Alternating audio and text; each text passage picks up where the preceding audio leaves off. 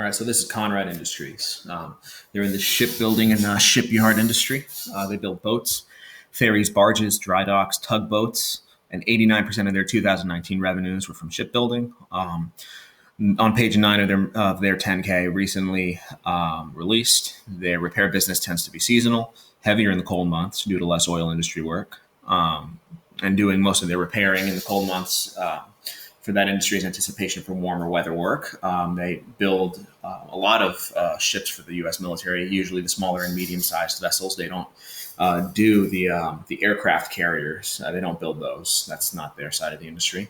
The revenue stream is very concentrated. 22% of last year's revenue came from one customer for 16 tank barges. 16% of their revenue was from one customer for 8 LPGs. And then after that, their revenue is heavily diversified at 62% of their revenues coming from 113 different customers.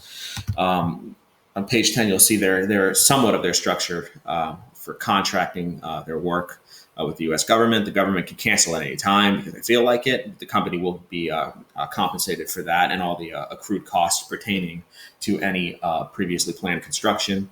So they'll get out with something in hand rather than just being left holding the bag. Their commercial contracts last 6 to 12 months. They have warranties on their products for 6 to 12 months for their commercial contracts on finished products. Their main raw material costs are steel and paint, not pain, excuse me.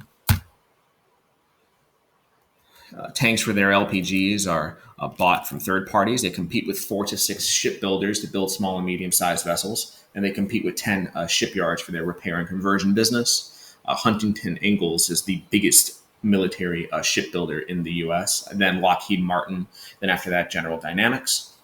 On page 13, you'll see something pretty important. Sometimes they bid on contracts for ships they've never built before, and they're willing to take the loss just to be able to gain experience on that so that they can enter new markets. I like that.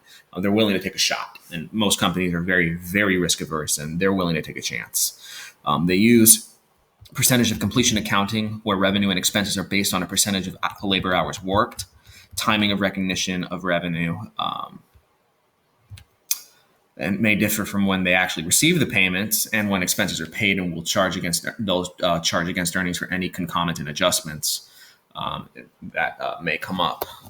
Page 14, 73.9% of their backlog comes from 4 customers, and one of those customers wasn't making significant payments on their contractually agreed upon terms, and the outstanding balance is worth $15.2 million.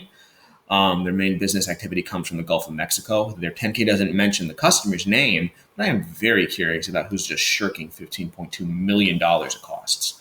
They have very high fixed costs, and they begin small projects to build small and medium-sized vessels to fill in gaps in their construction schedules to maintain operational efficiency. So they always keep busy doing something.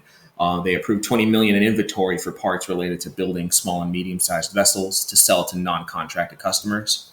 43.6% of their common stock on page 17 is owned by the family itself. Mr. John P. Conrad Jr. And Daniel Conrad both own very large amounts, and so does the Conrad family in its entirety that does not sit on the board as well. They still have an incredible amount of control over the company, which I like. Owner-operated firms tend to deliver superior returns over time. Voluntarily delisted themselves from NASDAQ on March 30th, 2005, because they only had 300 listed stockholders. And by law, you have to have at least 500 minimum for it to be mandatory for you to be a publicly traded company. They trade on the OTC, Pink Sheets. They started that on March 31st, 2005. They operate 5 shipyards, 3 in Amelia, Louisiana, 1 in Morgan City, Louisiana, 1 in Orange, Texas. Their repair and conversion segment generated 10.6% of their revenue for this most recent fiscal year. The year before that, it was 16.4% in 2018, for their 2018 year, I should say.